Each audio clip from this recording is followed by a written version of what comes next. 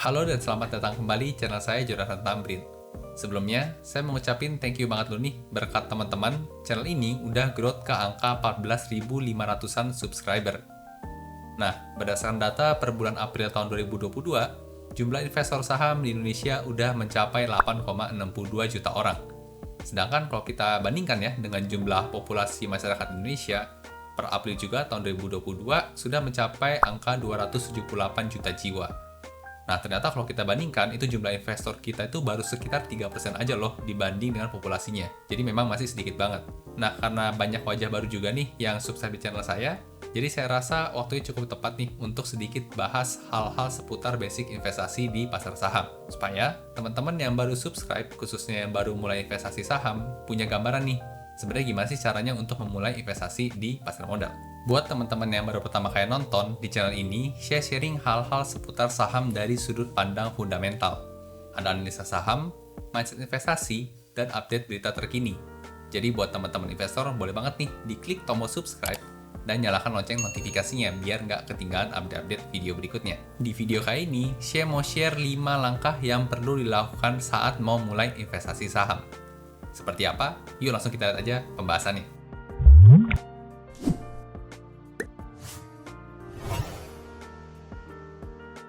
Langkah pertama yang perlu dilakukan saat kita mau mulai investasi saham, selain punya uang buat diinvestasikan tentunya ya, adalah memilih dan membuka akun sekuritas.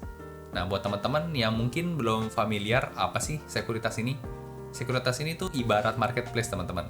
Jadi kalau marketplace itu kan seperti gerbang kita mau belanja online. Nah, sekuritas juga sama, adalah gerbang untuk kita bisa beli produk keuangan, salah satunya adalah saham gitu ya. Nggak cuma saham, ada yang lain, tapi kita fokusnya di sini adalah saham. Nah, sekuritas ini itu ada banyak teman-teman. Tapi kalau saya mau kasih saran, pilihlah sekuritas yang memiliki banyak fitur dan berbiaya brokernya rendah. Sebagai contoh nih, di video ini saya rekomendasikan untuk pilih sekuritas dari Stockbit. Kenapa? Karena mereka memiliki biaya broker paling rendah, hanya 0,10% untuk fee belinya dan hanya 0,20% fee jualnya. Nah, biasanya sih kalau teman-teman bandingkan ya, sekuritas lain itu rata-rata di kisaran 0,15% fee beli dan 0,25% fee jualnya. Bahkan malah ada yang sampai 0,19 fee beli dan 0,29% fee jualnya. Nah, jadi sebenarnya dari sisi biaya broker, bisa dikatakan kalau Stockbit ini punya keunggulan lah dibandingkan sekuritas lainnya. Kemudian dari sisi fitur, Stockbit juga bisa dibilang sangat banyak dan bisa dimanfaatkan banget buat pemula maupun yang udah jago. Nah, nanti seperti apa aja fiturnya nanti sekalian saya tunjukin ya di video ini satu persatu nanti. Nah, buat daftar akun Stockbit ini juga udah full online ya. Jadi satu hari kerja juga udah bisa selesai, jadi nggak kayak zaman saya dulu nih, yang masih ngisi dan print dokumen terus kirim ke sekuritasnya baru diproses. Jadi kalau sekarang sih tinggal download aja aplikasinya dan langsung daftar di smartphone masing-masing. Nah, kalau teman-teman tertarik buat nyoba, link download aplikasinya saya taruh di kolom deskripsi di bawah ya. Jadi ntar bisa langsung lihat aja di sana. Kalau teman-teman belum punya account, bisa langsung daftar aja di aplikasinya seperti ini. Lalu pilih daftar, nanti teman-teman bisa mendaftarkan via email maupun via Google ya, atau via Facebook teman-teman. Ya, dengan 3 cara ini teman-teman bisa daftarin akun di Stockbit. Setelah daftar sekuritas, langkah kedua adalah kita perlu pahami dulu nih bagaimana cara investasi saham yang benar. Nah, tujuan kita kan investasi supaya aset kita bertumbuh. Jangan sampai bukannya bertumbuh, tapi malah hilang karena kita nggak paham nih cara dan mindset investasi yang benar. Nah, ngomong-ngomong soal fitur, di Stockbit juga ada fitur untuk edukasi nih teman-teman, yang namanya Stockbit Academy. Jadi tinggal dibuka aja aplikasi Stockbit teman-teman yang sudah didaftar tentunya ya. Lalu kemudian pilih search, lalu scroll aja ke paling bawah seperti ini. Nah, di sini ada Stockbit Academy nih. Terakhir di sini ada modul 8 ya tentang consumer staples.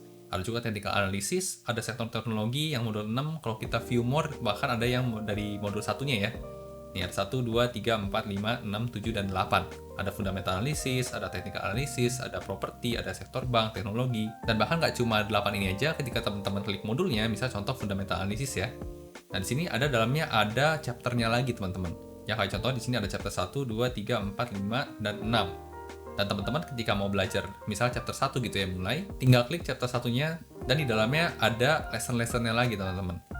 Dan di fundamental analysis ini, chapter 1 ada 10 lesson. Jadi emang banyak dan lengkap banget ya sarana edukasi dari si Stockbit ini. Pastinya teman-teman bakal langsung ngerti nih tentang dunia saham ketika udah nyelesain semua lesson-lesson ini. Jadi untuk langkah 2 ini recommended banget buat teman-teman pahami atau pelajari dulu nih mindset investasi saham yang benar supaya nggak loss gitu ya ketika investasi di saham.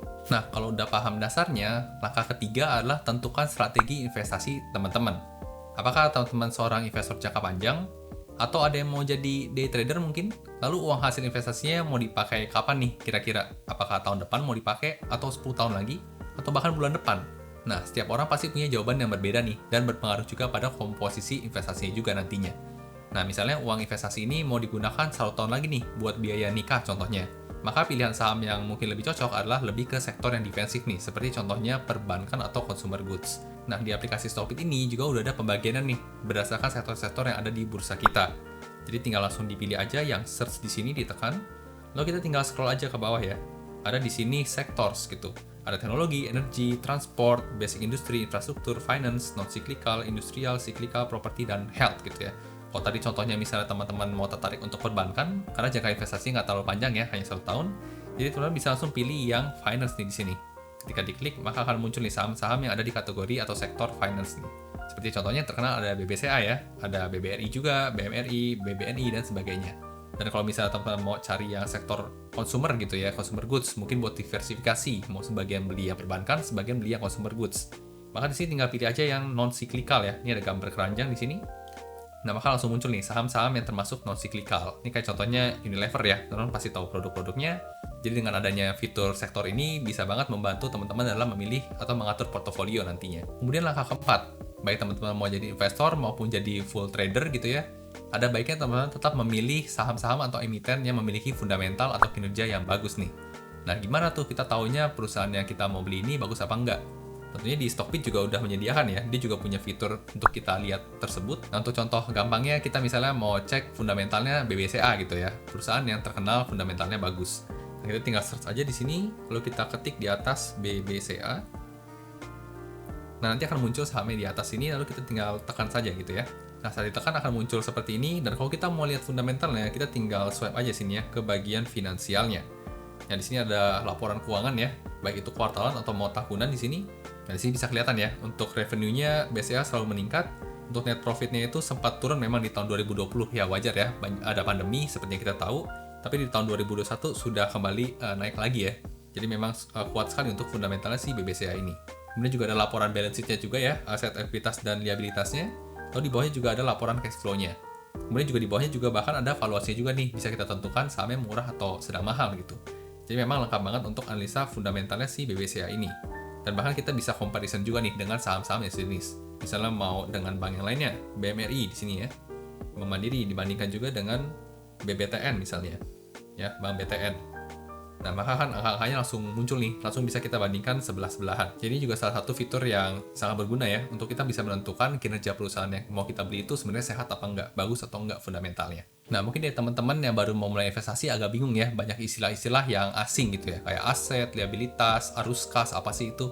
Nah, tapi saya jamin kalau misalnya teman-teman ikutin kelas yang Stockbit Academy tadi dengan lengkap gitu ya, pasti nanti teman-teman bakal bisa evaluasi sendiri nih dan ngerti semua poin-poin yang ada di fundamental tadi. Makanya tadi saya bilang recommended untuk teman-teman pahami dulu nih ilmunya baru mulai investasi sahamnya. Nah, misalnya teman-teman udah ketemu saham yang bagus nih baik secara fundamental maupun teknikalnya. Tapi mungkin belinya nggak mau sekarang, nunggu momentum atau enggak mungkin mau nunggu gajian dulu gitu ya, baru bisa investasi. Nah, jangan lupa teman-teman masukin ke watchlist nih saham-saham yang tadi teman-teman udah temuin. Contohnya misalnya saham BBCA, misalnya teman-teman mau beli saham BBCA nih, tapi nggak sekarang gitu ya. Nah, teman-teman bisa masukin ke watchlist nih, dengan kita pilih saham BBCA, lalu kita tekan tombol bintang yang di pojok kanan atas ini. Maka langsung masuk ke watchlist kita di halaman utama ya, ke bagian all watchlist nanti akan masuk di sini. Nah, di sini ada BBCA ya, seperti itu. Kemudian langkah terakhir tentunya jangan lupa dibeli sahamnya. Ya, udah dianalisa, harganya udah cocok, kadang investor lupa beli sampai harganya keburu naik lagi. Nah, setelah kalian buka akun sekuritas di Stockbit, kalian akan dapat nomor rekening dana nasabah nih, atau singkatannya RDN. Nah, fungsinya ini mirip seperti rekening bank pada umumnya, tapi uang yang kita top up ke RDN ini cuma bisa kita gunakan untuk salah satunya beli saham gitu ya, atau produk keuangan yang lainnya selain saham, atau mungkin reksadana ataupun kripto. Nah, untuk cek nomor RDN ini, di Stockbit kita bisa ke 3 garis yang di pojok kiri atas sini ya, dan kemudian kita tekan deposit. Nah, nanti di sana tinggal transfer aja dana yang kalian mau diinvestasikan. Kalau dananya udah masuk, tinggal kita beli aja sahamnya dengan cara swipe ke kanan nih, seperti ini. Ya, nanti akan muncul yang warna hijau ini, tekan buy, dan kalian bisa tentukan nih mau berapa persen uang kalian dialokasikan dan mau beli di harga berapa. Nah, kebetulan ini lagi di luar jam bursa ya, jadi nggak sedang bisa di buy. Tapi misalnya teman-teman lagi di jam bursa ya, jam 9 sampai jam 3 gitu ya. dan harga juga udah sesuai, teman-teman tinggal langsung tekan buy aja di sini.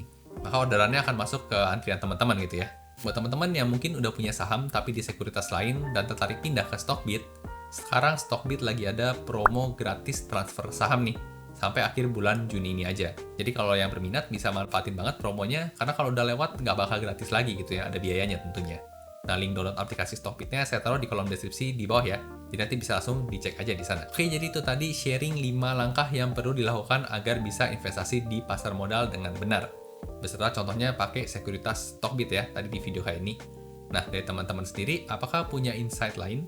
Boleh tuliskan pendapat dan komentar teman-teman di kolom komentar di bawah ya, biar bisa kita diskusikan lebih lanjut lagi. Suka video seperti ini? Jangan lupa di like dan bagikan ke teman-teman investor lainnya ya, supaya makin jago analisa sahamnya. Sampai jumpa di video berikutnya.